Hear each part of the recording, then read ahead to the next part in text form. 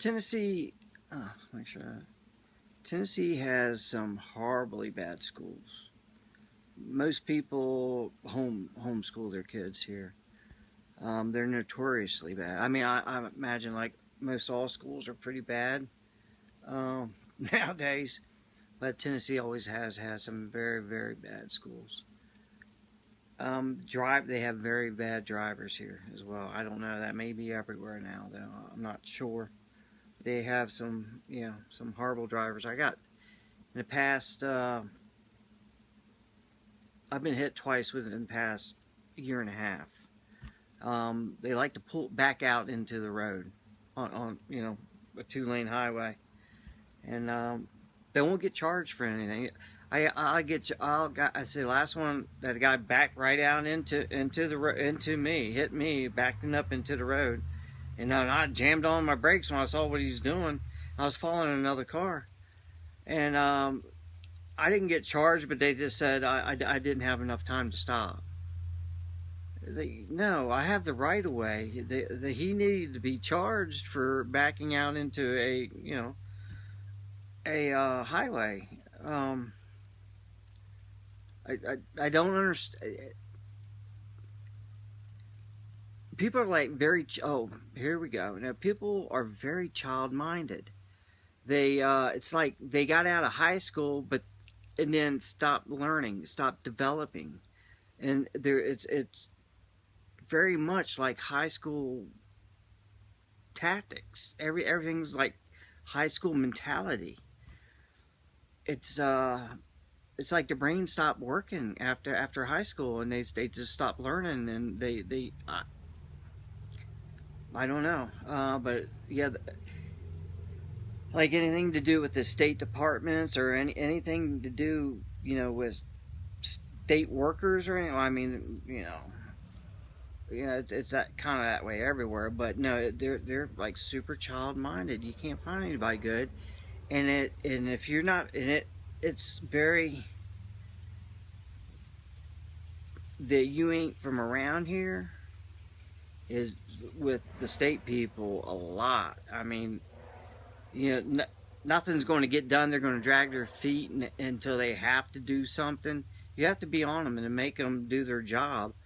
But if you're not from around here, it's going to be a chore.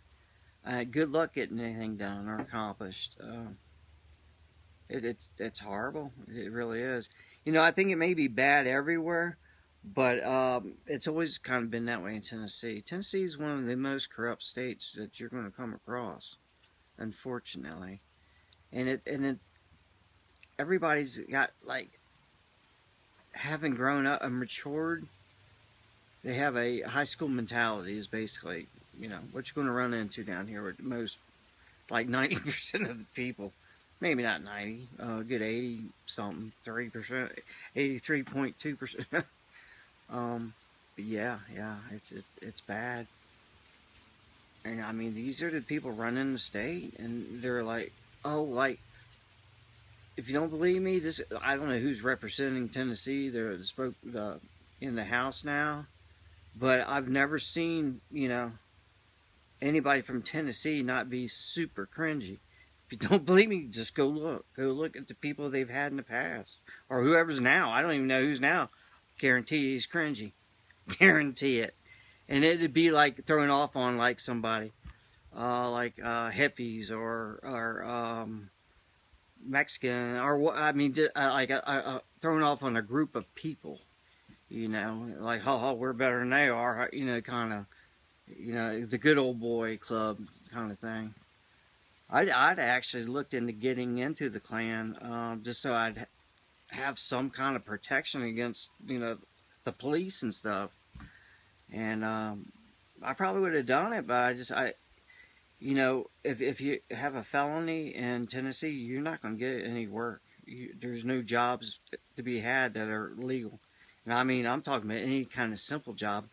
Virginia, you don't have to put that on your resume or on your your job application, but in Tennessee you do, and you will not get hired for anything. And I don't care how low of a job it is, you're not going to get hired. And and good luck trying to get food stamps or you know, anything like that. I mean, you might be able to get it, but it's not going to be easy. And they throw people in jail left and right just to extort money out of them, because people around here are kind of child-minded. But I mean, they'll get you one way or another, and it's just to make money for the state. It's I'm sure it's kind of like that other places, but it's that way thick in Tennessee. I've got a story for you.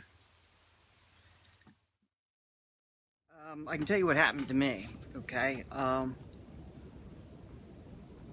There's this lady I was doing work for. I was doing some side business, doing carpentry, and I worked for this lady and her husband. And anyway, she got the hots for me or something like that, and ended up divorcing her husband. And I wasn't aware of any of this. There was nothing I wasn't trying to come on to her or anything like that.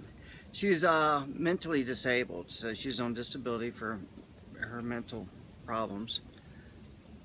Anyway, so the divorce, all that went down, and now I'm still doing work for her. I wasn't in on what was going on, but anyway, they got divorced. I ended up, you know, we hang out. We like the same kind of music. She always had a case of beer there for me, so I mean, you know, if not, yeah, I hang out and drink some beer, you know, listen to some good music. Anyway, so what ended up is, you know, I finally caught on. Oh, she's trying to, you know, she's trying for us to be a couple, and I, you know, I let her know that, yeah, then that was never going to happen. You know, I said we can be friends, but no, nothing like that. I'm not interested whatsoever. Anyway, she thought, well, I'm going to get him back. We got in an argument Thanksgiving. I didn't have Thanksgiving dinner as we were supposed to, but she had gotten drunk, and she's on some very heavy medication for her psychoactive medication, and she's not supposed to be drinking, but she had been drinking all day. And she was just like, her upper lip was like, you know, so she's like had a snarl about her and all. So, you know, I got out of there. Anyway, we're arguing. And anyhow, she pulls a knife on me. Okay, we're sitting there arguing, and yeah, I had to, like, I didn't know what to do. It had been snowing that day, so I was like, well, I gotta get, you know, I gotta get out of here. Anyway, I ended up getting away from her, and went back to my house and all. And oh, I was very sick also. I'd had that it's one of them SARS flus way back, H1N1 maybe, something like that. But man, those things, they do a job on me. So I can't keep anything in. Anyway, I thought I was wanting to eat some turkey, because I thought maybe some dried turkey I could probably get that down, or I could absorb some of the, you know, stomach acid and all, so it wasn't throwing up and stuff. But anyhow, so I'm like, well, I'm gonna get, you know, I was just gonna crawl in bed. It'd been getting late about that time, and so I'm in bed, and had some cops. They came to my door, so she called the cops on me, and, you know, lied to them. And so I guess this is her getting me back. Hey, I needed to let you know that she told the police that I punched her in her stomach, which I didn't. I'm the third person she's done that to. So the cops show up, and they were like positioning themselves out in the front. I can see right through the glass. They're like, one was like positioning himself with his gun and all, and he's hiding behind that, like, the big double chair swinger we have on the front porch. It's country, but it's right in front of the window, and I'm like looking like right at him. It's dark inside, and we had motion lights, so the lights were on up there. And I'm like, oh my God, you know, and they're like whispering and stuff, and they're like kind of giggling or chuckling and stuff. I'm like, oh, this isn't good, you know. So they knock on the door. You know, is this the police? We need to talk to you. So I I said, look, I'm ready for bed. I'm sick. I'm not into it. Do you have a warrant? He said, no, we don't have a warrant. We just need to talk to you. I said, look, I'm not going to come out there with you guys with your guns pulled. You know, I'll come out and see you, but you have to put your guns away. And they're like, oh, okay, yeah, we put our guns away.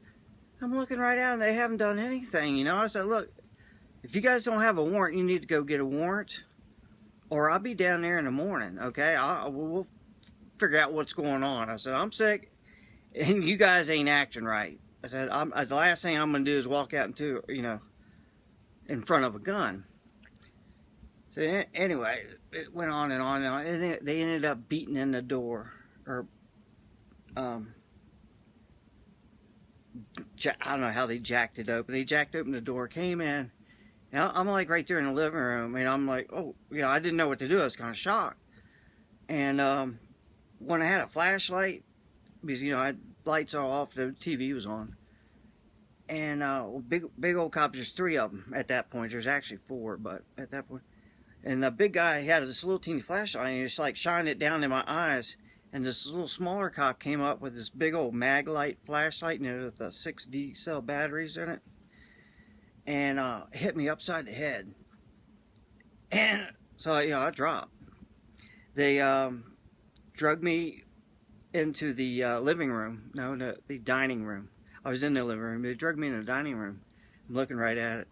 And one laid down, and they dragged me on top of him, you know, face down. I was like laying on his chest. And then I came to, you know, like pushed myself up. I'm like, there's a man underneath me. You know, I'm kind of, you know, coming to, trying to figure what's going on out. And they, get your hands out from around his neck. Stop choking him. I'm like, my hands are out, you know, like I'm pushing myself up off this guy. I'm like, what are they talking about, you know? And then started beating me in the back of the head, and then handcuffed me. And one cop handcuffed me, and then they started tasing me with, you know, the tasers, you know, with the 2 prongs. And it must have been hitting the guy underneath of me that I was laying on. Because he wasn't going in, he wasn't doing nothing. And I mean, you know, I felt it, but it wasn't affecting me. So it must have been through some kind of contact on it. Must have been hitting him, or it wasn't very powerful. I don't know. But anyway, you know, so after a few minutes, he scurries on out of there. And they're like sitting on my back with my handcuff. You know, I'm handcuffed, so they're sitting on like my lower back, my butt or whatever above my hands. And this is beating me with it must have been something rubber, like a hard piece of rubber or something like that. I don't know what it was. Maybe it's his fist with a glove. I'm not. It's behind me. I don't know. And then they got this other taser out, and this was a very strong taser, and they hit me on my shoulder, and and then just zap, zap, zap. Didn't let up on it, and I could smell the burning skin and hair and all on my shoulder. And I mean that was doing something there to me. And they let up off that, and then I don't know, some more stuff went on, and then they hit me right in the base of the skull with that taser, and right in my spine, right underneath, right at my neck, right where that bone is, between your neck and your back there. Hit me with that, man, and oh man, that really laid me out bad. I forget what all was going on. Oh, I don't remember what they were saying at all. They were just beating on me. So, and they all took turns doing something different to me. I guess so one couldn't turn the other one in without, you know, well, he did something too. I don't know how it goes. But these guys were like horribly aggressive. They must have like just been out of like academy or something, you know, doing all the techniques on me, you know, because there was nobody in the house. They made sure that there was a 4th one I told you. He was out going through the house, okay. So there was nobody else in there, and they took their time with me, just, beating on me. There's other stuff going down. I've got a video on that. But the last guy, and this guy is huge. I mean, he's like 6 something, and he's big. I mean, like wide. I'm a little guy. He'd make 3 of me at least. And so I'm handcuffed, and they're all taking turns. I'm laying on my belly, and he comes over, and I guess it was his turn. He acted like he didn't want to do anything, so he just like kneeled on me on my back, between my back of my hands and my upper back there, and so I couldn't breathe and passed out. I came to when they I guess they drugged me. I had my little shorts on. I was ready for bed. Had my bed clothes on. And they were, next thing I knew, I woke up. I'm being drugged by my shoulders. Handcuffed in the back, and my legs dragging against the snow on the ground. And anyway, long story short, then they maced me. Okay, in the back, they threw me in the back of the car and then maced me while I was handcuffed because my glasses were hanging in my hair here. And they did this like three heads came in, the open door, and they one guy went like this, and he went psh, like that. I'm like, what the hell? And so I was looking right at it, and boy, it hit me right in my eyes. And I could feel the force. It was so close. I could feel the force of the spray. Because I think these things shoot pretty far. I don't know what kind of spray it was. Might not have been, maybe, I don't know, mace, bear spray. Pepper spray. I don't know. It was bad. And they were giggling about that. They get out and they were giggling about that. And a few minutes later, they come in to get in the car. I guess we're going down the station. And they had to jump right back out because it was, you couldn't breathe in there, and I'm like, gagging and I was bad off. And so they let the car air out a while. Took me down to the station, and I'm still handcuffed, so they put me up to a cell, and then they took my handcuffs off and then kicked me with their foot, and I went forward, and I can't see. They took the guy there took the glasses out of my hair. I can't see what very good at all. Plus being maced and not having glasses on.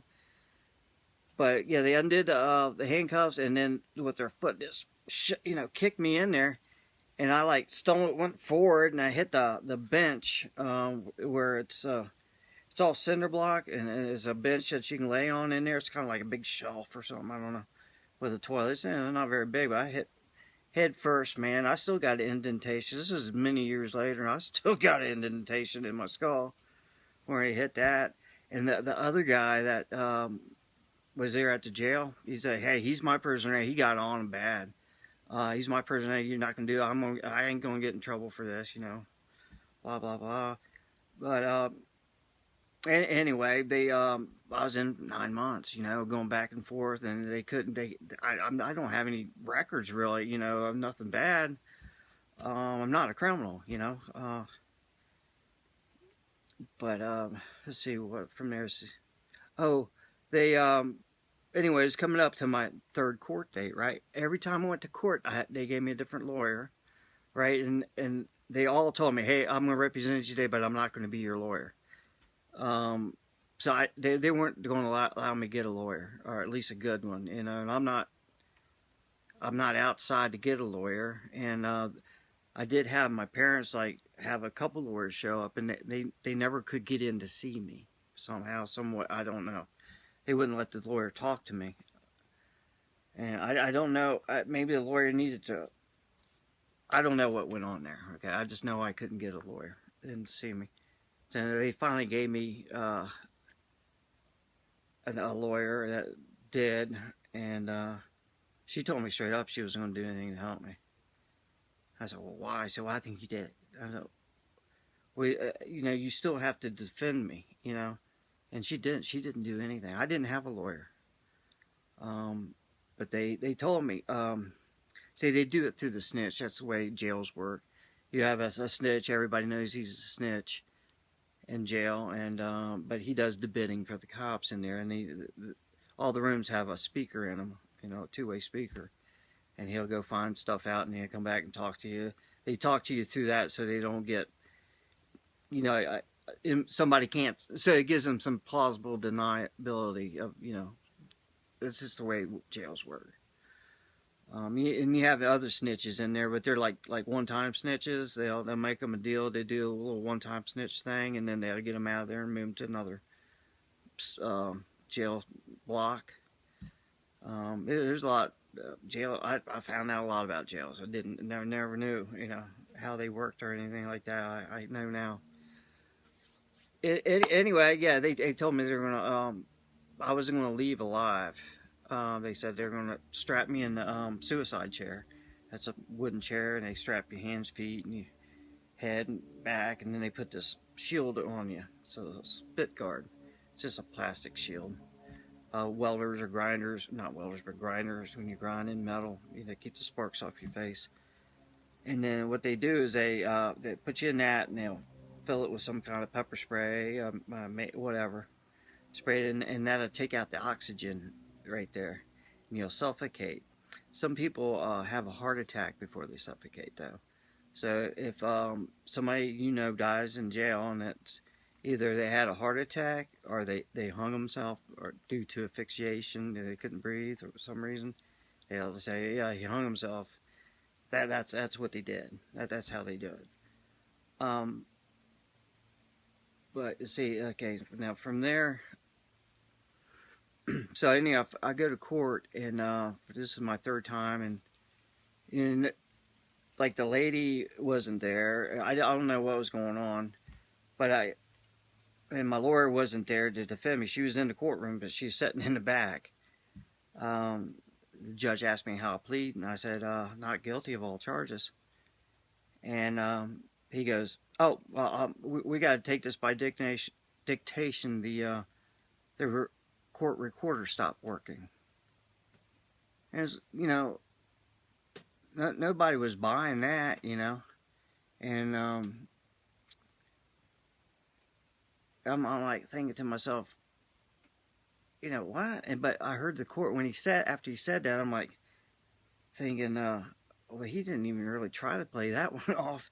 That's obvious stuff. But anyway, as soon as I was thinking that, the jury all made a sound, or not the jury, everybody left in the court. Wasn't that many people? They all made what was everybody knew, and I'm like thinking, and that's what really freaked me out is when they, it's like they all made a sound together, like what, or I don't know. It was weird. They all made a sound at the same time. And oh my God, he's doing this right here in front of everybody. So, well, he's okay. Well, now I know he's in on this. Yeah. As soon as I get back to jail, I'm not, that's it for me. And so I said, okay, look, I'm guilty. I'm guilty. He goes, what are you guilty of? I don't know, whatever I have to be guilty of. He goes, well, you got, they threw the book at me trying to get something to stick. And I had to plead guilty to everything. They wouldn't let me plead no contest. The only thing I had to plead is guilty or non-guilty. So I could plead guilty and die, or not guilty and not guilty and live, or not guilty and die. And so I just pleaded guilty to everything. It's the only option I had, and I had to get out because there are quite a few deaths in there. In that 9 months I've been there are at least 2. Okay. And that week after I got out, there's another one. That was going to be mine. See, at the time, now, FBI was supposed to have, this is not, they were supposed to have made some arrests. They didn't say they convicted anybody. But Tennessee, oh God, Supreme Court Tennessee, where they, where, I forget what that's called. Anyway, they, at the time, you could buy predetermined verdicts, okay? So, and I don't know how much they cost, but it's only open for like sheriffs and stuff like that. So I guess they had bought that one from me, and I guess they had to use it. I don't know how that worked. So they used it on another guy who died that week. I ran into one of the guards the week after that. It was like first thing in the morning. That's not the first thing. About 9 o'clock in the morning. And there's this like little store. It's kind of like a bar and a restaurant and a little store all in one. It's the country. And he's drunker than hell, and crying. I was like, oh man, what's going on, dude? You alright? And he goes, he told me that just happened that day or that night, and I guess he was in on it or had dragged the body out or whatever. And so he let me know. And I thought, hey man, you're better than that. You need to get the hell out of there. But yeah, Tennessee, the whole state is corrupt. Okay, it's from the very very top all the way down. You know, uh, and law is what they say it is. It's not like a law in a book. It's law because I said so. Is what they'll tell you. You know, they'll make the law up as they go. But yeah, the FBI supposedly stopped that because they weren't even trying to. Everybody knew that they were buying their own judgment. We had a sheriff here, and I don't know how many times he went to people took him to court for killing their kid or whatever, or husband or whatever, and yeah, I guess it costs different to be absolutely not guilty, or he always got not enough evidence to convict. Is the ones he bought. I guess it's cheaper. I don't know, but I'm sure it still goes on. I think you got to pay. I guess the FBI's got their hand in it too, so you got to pay it off the FBI, and then so then in a way that kind of helps because they can do it less. But yeah, Tennessee is horribly corrupt, and it's ruined my life. I have to live the life of a felon. And I've done not, man. I've worked for cops, lots of cops. I worked in the military-industrial complex. I went around, well, not just around the United States, but around the world, different countries. Kind of working for, well, for like the militaries and stuff. Well, I can't really say all the stuff, but it's like their missiles and their tanks and this, different Air Force and Air Force, Navy, and Marine Corps, and the Army. I can tell you about different militaries. I've worked for my whole life doing shows for their contracts for them. So I've always had a pretty squeaky clean record. I've had roommates who were cops. I'm not a bad guy. I've never been caught for drugs. Yeah, I know the long hair. I get it, but no. I've never, I'm just not a criminal. I'm not minded that way. I don't sell drugs. I don't really do drugs. I don't like pot. Okay, and I drank though. I do like my beer. But pot, it makes people. I get it. Some people it's their thing. It makes them feel really good. Me, it just doesn't affect me that way. It makes me feel, I don't know, paranoid. I can't wait to come down. It's like, oh great, I'm high. Now what do? I just can't wait to come down. I gotta waste time now so I get straight again so I can think. Just the way it affects me. I'm not saying it's a bad thing. It's great for people, and it helps a lot of people.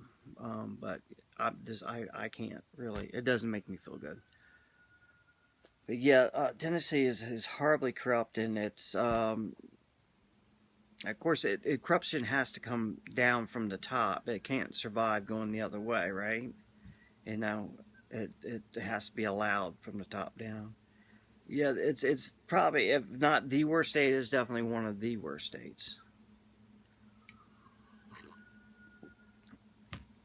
And you think you're going to suck up to them and pay for their balls and their little dances or whatever, give them money, and that's not going to matter when it's your time. When you get in their crosshairs, and then they can extort money from you.